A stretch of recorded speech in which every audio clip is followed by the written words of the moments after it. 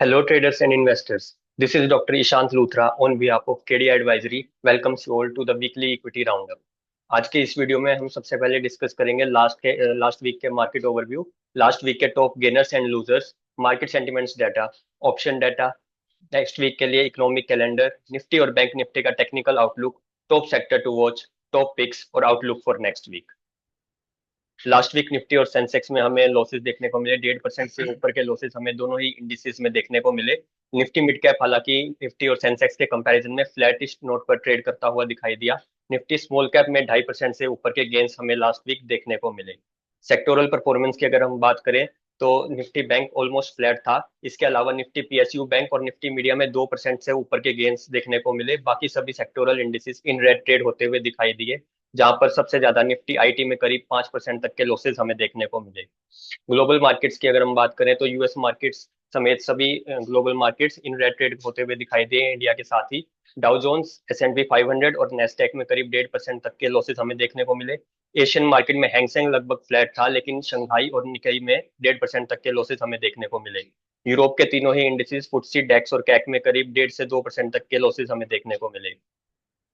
Weekly top gainers की अगर हम बात करें तो सबसे पहले फेडरल बैंक लास्ट वीक का हमारा टॉप गेनर था, जहां पर 11% से ऊपर की तेजी देखी गई। हिंदुस्तान कॉपर में 8% की तेजी रही।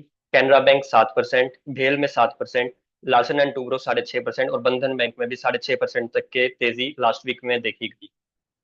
टॉप लूजर्स की अगर हम बात करें तो रिजल्ट्स के बेस पर इंटरग्लोब एविएशन में 10% तक के लॉसेस हमें लास्ट वीक देखने को मिले।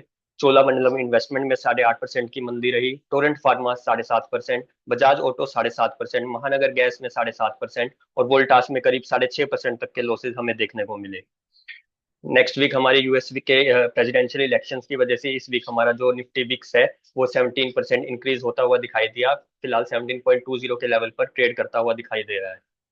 निफ्टी के ऑप्शन डाटा की अगर हम बात करें तो 24,205 की हमारी लास्ट क्लोजिंग रही थी। 0.56% के लॉसेस के साथ निफ्टी ट्रेड होता हुआ दिखाई दिया।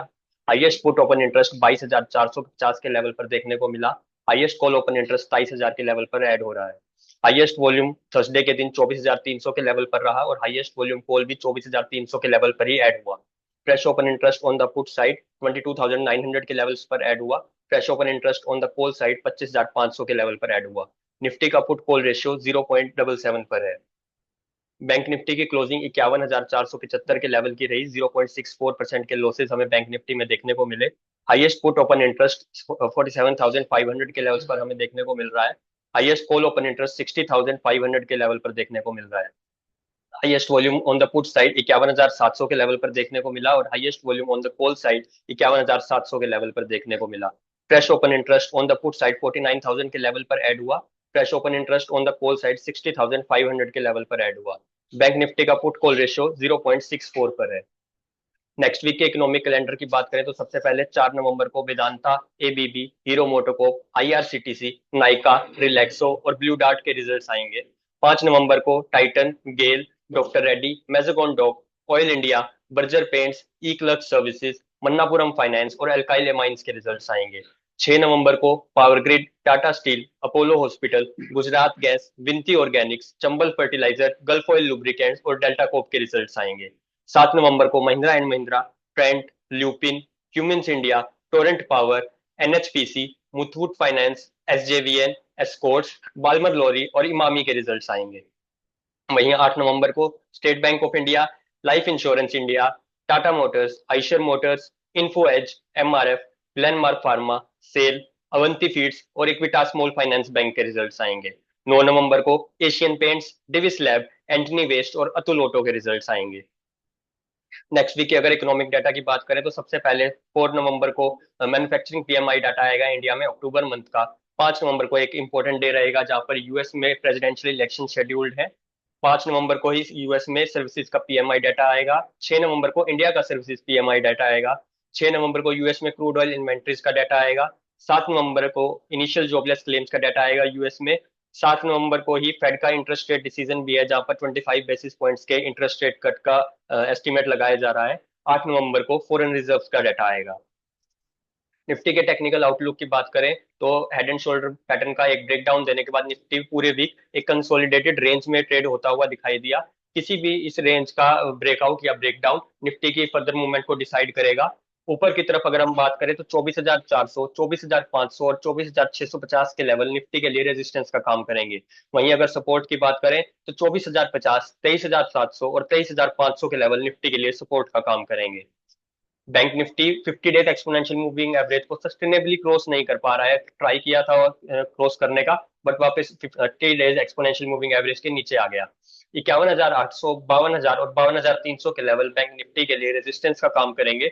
51,100, 50,750 और 50,400 के लेवल बैंक निफ्टी के लिए सपोर्ट का काम करेंगे। Top sector to watch for the next week की अगर हम बात करें तो निफ्टी एनर्जी इंडेक्स में एक कंसोलिडेशन रेंज का ब्रेकडाउन हमें देखने को मिला, तो ये सेक्टर नेक्स्ट वीक के लिए हमारे रडार पर रह सकता है। Top picks for next week की बात करें तो सबसे पहले State Bank of India futures में एक बियरिश हार्मोनिक पैटर्न हमें देखने को मिल रहा है। एक सेल ट्रेडिंग इनिशिएट की जा सकती है स्टेट बैंक ऑफ इंडिया के फ्यूचर्स में 810 रुपीज के नीचे। 790 रुपीज का हमारा टारगेट रहेगा, स्टॉप लॉस रहेगा 830 रुपीज के ऊपर। मदरसन फ्यूचर्स में डेली टाइम फ्रेम पर एक बुलिश हार्मोनिक पैटर्न हमें देखने को मिल रहा है। एक बाई ट्रेड इनिशिएट की जा सकती है 185 रुपीज के ऊपर, 198 रुपीज के टारगेट के लिए 178 रुपीज का हमारा स्टॉप लॉस रहेगा। डॉक्टर रेड्डी फ्यूचर्स में एक बुलिश हार्मोनिक पैटर्न हमें देखने को मिल रहा है डेली टाइम फ्रेम पर। एक बाई ट्रेड इनिशिएट की जा सकती है 1270 रुपीज के ऊपर, 1320 रुपीज का टारगेट रहेगा और 1230 रुपीज के नीचे stop loss. Outlook for next week की अगर हम बात करें तो निफ्टी एक पूरे भी लास्ट वीक एक रेंज में ट्रेड होता हुआ दिखाई दिया, जहां पर 24,150 और 24,500 के रेंज रही लास्ट वीक में। किसी भी साइड निफ्टी का ब्रेकआउट या ब्रेकडाउन निफ्टी की फर्दर मूवमेंट डिसाइड करेगा। जहां पर निफ्टी को रेजिस्टेंस देखने को मिलेगा वो 24,800 के लेवल पर रहेगा, और निफ्टी के लिए जो सपोर्ट रहेगा वो 23,700 के लेवल पर रहेगा। बैंक निफ्टी भी 50 डेज एक्सपोनेंशियल मूविंग एवरेज को सस्टेनेबली क्रॉस नहीं कर पा रहा है। 51,100 का लेवल बैंक निफ्टी के लिए सपोर्ट का काम करेगा, तो वहीं बैंक निफ्टी का रेजिस्टेंस जो रहेगा वो 52,000 के लेवल पर रहेगा। निफ्टी एनर्जी नेक्स्ट वीक के लिए एक की सेक्टर रह सकता है। Thank you.